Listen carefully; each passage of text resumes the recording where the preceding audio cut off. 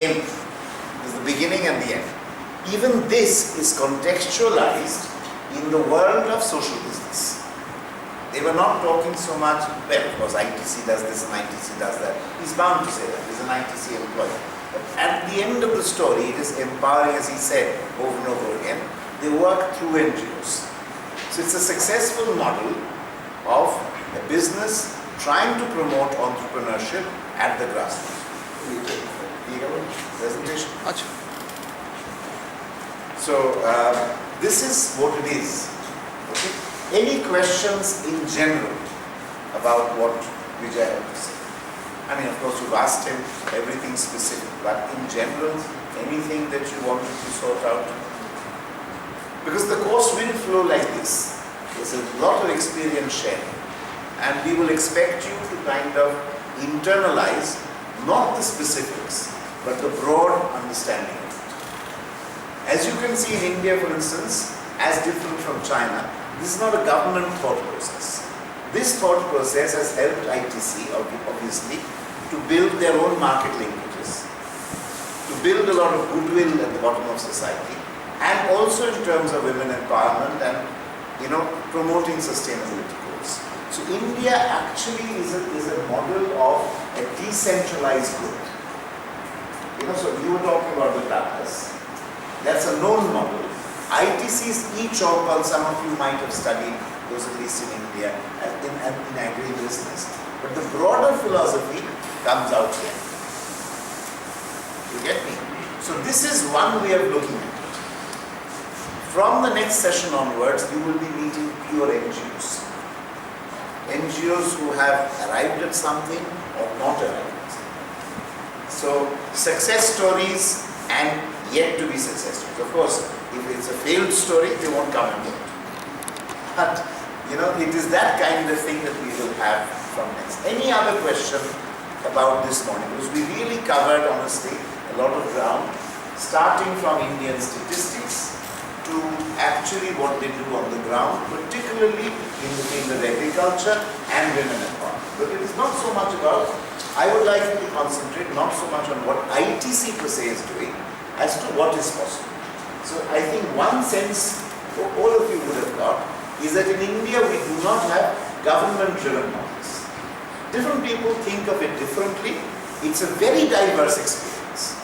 And that diverse experience we try to capture in its diversity and richness and kind of offer it to you. Get me? So then should I proceed with this? With these balanced few slides that I have, which is about the course. So,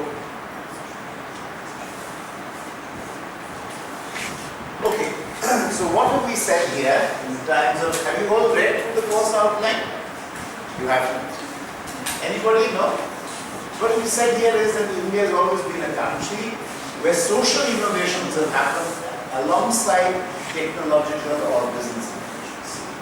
This is a country where the notion of business, at least traditionally, has been significantly different from what you see anywhere in the West. Yes, there are significant trading and business communities, but the understanding of business is very different. So therefore, it is very normal for Indians to think of social innovation alongside technological and business innovation. As you understand Indian business more and more, you will see this intermingling to a great degree. Okay? So even to Indians, I would say, as you look at Western business models, when you look at models in India, they're very closely interlinked with society because the understanding has been there traditionally that without societal growth, you cannot sustain business growth. It's a very, very simple thing. Alright? India's philosophy, social and cultural heritage has nurtured a different society, different kind of society. So one example of a collective organization goes back to the probably the first NGO in India, if you will, was the Buddhist Sangha. It was a religious organization based on the teachings of the Buddha. But it was an organization that was also bent on social reform. If any of you have studied how Buddhism originated, and Indians have, it was as a kind of rebellion against the established norms and prejudices of society of that time. So therefore it was a kind of social movement which catalyzed itself into the Buddhism.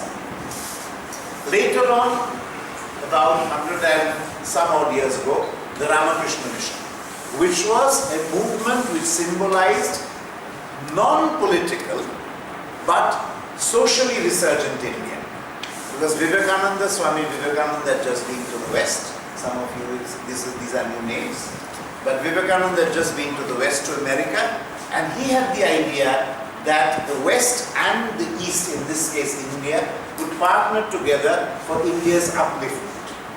So the West could share its science and intellectual, position, and India could offer certain wisdom, but the whole vision was channelized to make sure that the economic lot particularly, of India's masses would rise. So therefore the crystallization happened in Ramakrishna Mission. The interesting thing of this is the Ramakrishna Mission is headquartered very close to Calcutta. It's in fact a suburb called Peru. More recently, in recent times, it's Mother Teresa's Missionaries of Charity. An Albanian lady, whatever the background, whatever the religion and whatever, coming all the way, making Calcutta her home, and making sure that the poor and downtrodden get, dignity, get equity. So this is somewhere, if you really look at it, Calcutta has been home to all this. So this has been quintessential, and then we briefly mentioned Tatas. The Tatas pioneered industry without losing track of society. Coming back to Bengal, this is something that's not on the slides, I think. We are at a very unique geography here in Calcutta. For those who are coming from elsewhere in the world, and even those who are coming elsewhere in India, after independence, the geography that in this region we have is unique. Why? Because while being in the heart of India, we have a lot of international borders. We have Nepal, we have Bhutan, we have Bangladesh. Three nations we actually have borders with, which makes our understanding of society, politics, geography significantly different from other places. Alright?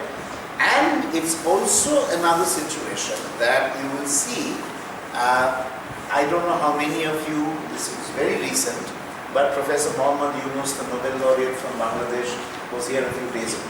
So I imagine some of you don't know the Institute lecture series. He was here on the 29th of August, and some of you must have attended it.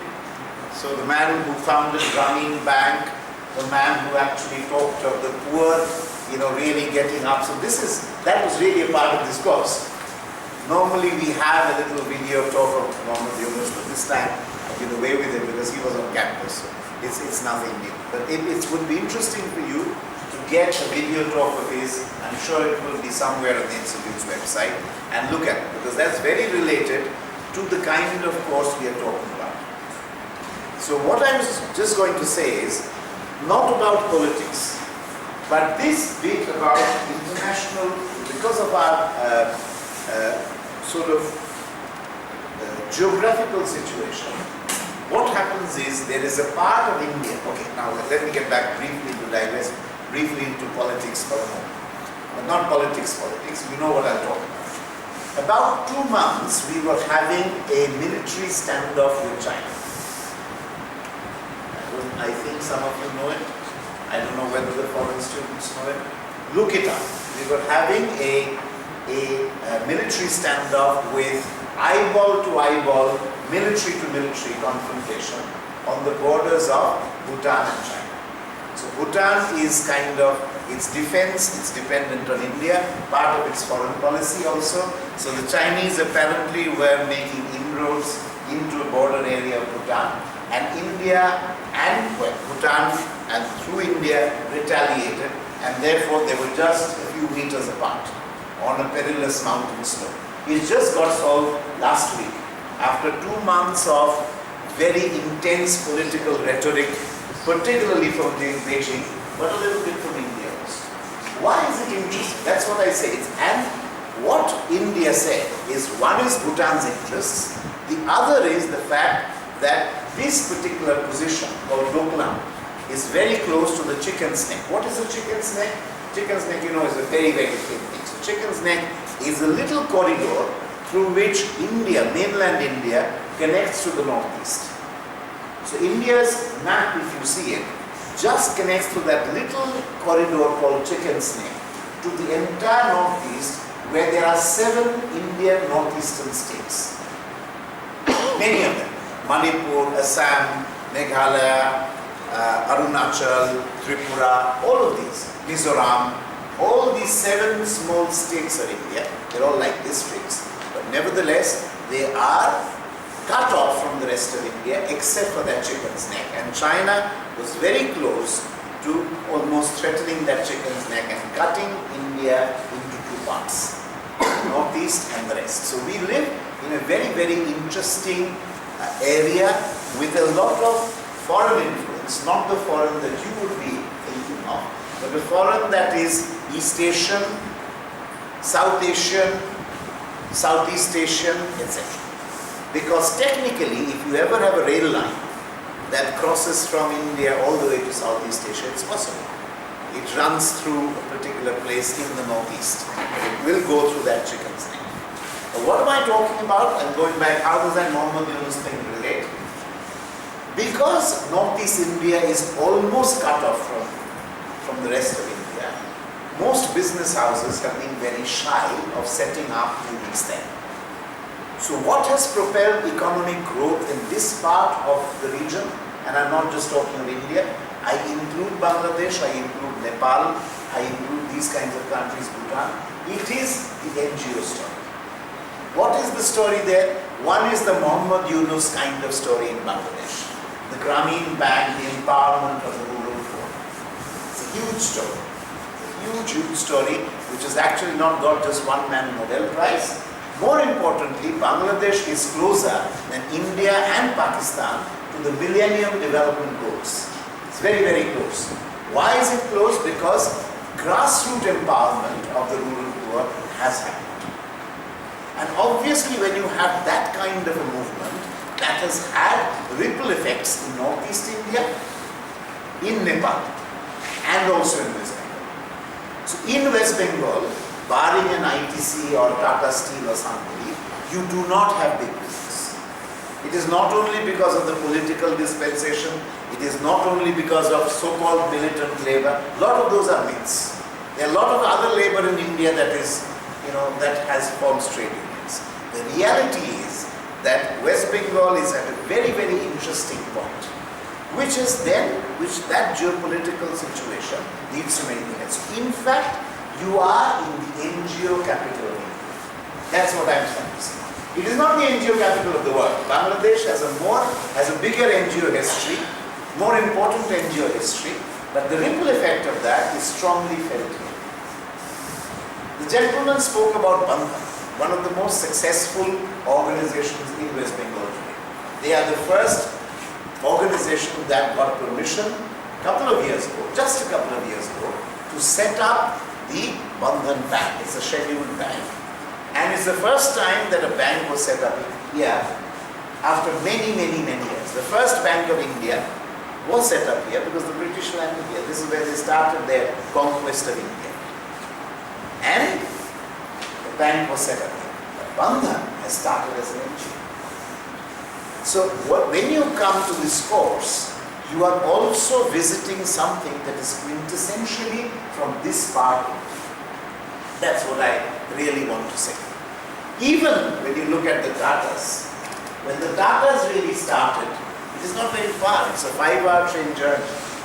And probably the roads were good. You could have done it in 2 hours. Jamshedpur is not far from Calcutta. Of course, the Tatas now are a global entity. They are a huge Indian presence. Jamshedpur is now only one part of what they represent. But even the Tatas started here. So this kind of story of social cum business equity has really had a lot of roots, a lot of history in this part of the country.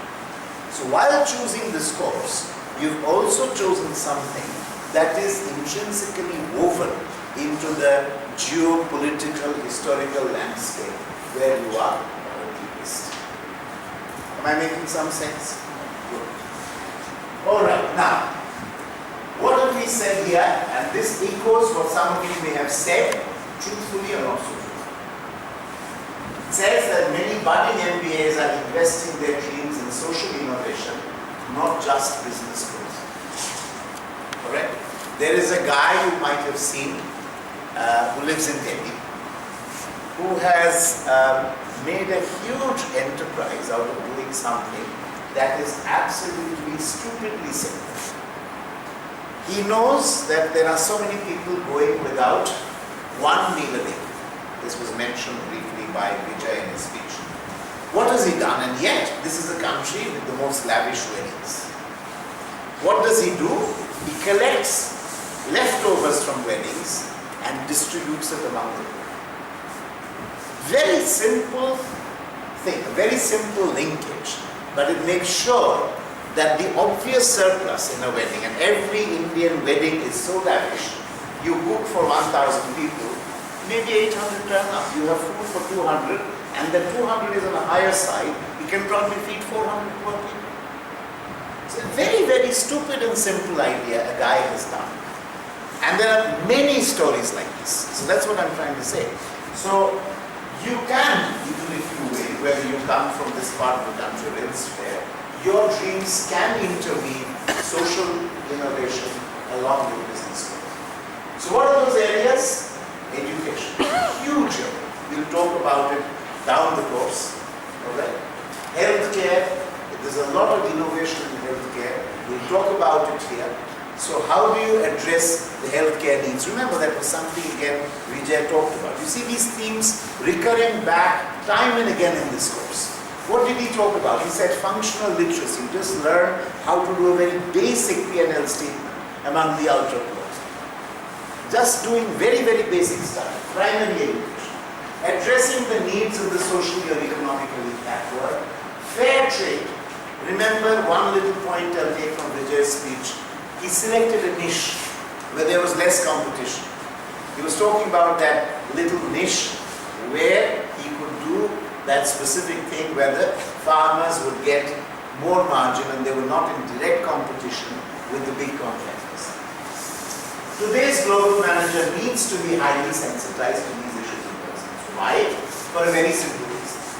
I started by saying at the beginning of today's class that we are actually in one of the fastest growing economies in the world. The other being China. China is a very different model where participation of people is directed by the government. Here, participation of people is willing, voluntary, and can be organized. So if you are a global manager, whether you are from Denmark or Germany or France or Belgium or Sweden or wherever, based in India, or you are an Indian working in India, if you ignore these issues, your business will reach a saturation point much quicker than you thought. And it's not a classroom or a boardroom understanding that you need. You need a much deeper understanding, which this class will not fully give you, but will at least open that door ever so slightly for you to understand. So in a radically different world, NGOs are being now, what's the other story? NGOs are being asked to address the challenges facing civil society. Why? I said this right in the beginning again. Government stepping back and NGOs moving forward. In an ideal world, all the problems that Vijay was talking about would have been taken care of by either the state governments in Calcutta or the federal government in New Delhi. But the reality is, the NGOs are the people who face this, idealistically grapple with it, and come up or try to come up with solutions. Sometimes agitate about it, but nevertheless, they kind of organize social movements around issues. Whether that has a money angle to it or not is a second story. So what in this course we are really talking about is not an academic debate or an academic discussion or the fate of prescriptive do-good theories, but really much more.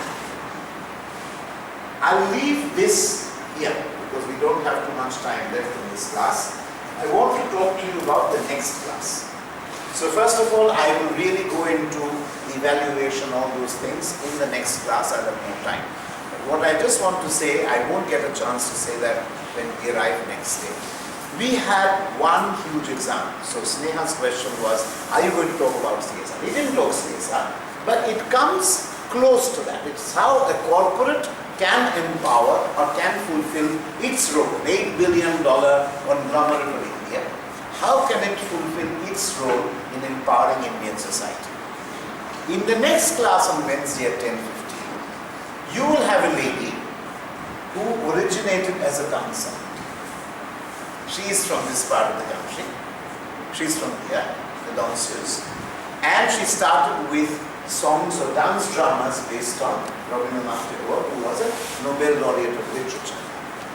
But today, she is known for her immense contribution to reforming the lives of convicts in prison and to restore dignity to them. It's the other end of the spectrum. From an 8 billion conglomerate story, you will move to the story of jail convicts, of prison convicts. And she will talk to you with passion. But unlike the slides that you saw today with a lot of numbers, with a lot of graphs, with a lot of intellectual understanding that goes like this, you will have an emotive appeal. So I would like you, and that goes for the next quite a few classes, don't be late for this class. We won't wait for you because we have these people who come and talk to us. So every class, almost every class, we will have a very significant guest who represents something that he or she brings to this course. So if you come 20 minutes late or 5 minutes late, it's not what the discipline of the class is. More importantly, you miss it a lot. So I will be sensitive to time. We begin at 10:15, give or take 1 or 2 minutes, and we will finish on time. That much I can assure you, so that you can reach the next class on time. But don't be late for this class. For the next class, we will have Olokananda Roy, very, very important personality in the social landscape of Bengal today. Somebody on whom a film has been done. There's a film called Muktadhara based on her life. So if you, after meeting and talking to her, if you feel so inclined, you can actually get a video and see for yourselves what her life is about. An important actress has done it. But feel free to ask. Feel free to ask those questions, and and she does wonderful work because she has actually changed hardcore criminals to significant members of civil society. It's a completely different experience, but the reason I wanted to juxtapose it, ITC and prison convicts, and the course will flow from that. And I'll give you more details after the intervention next time, and then thereafter we will do more than one NGO a day. Alright? Any last questions? We are at 11:45, time for you. Anything on the thing?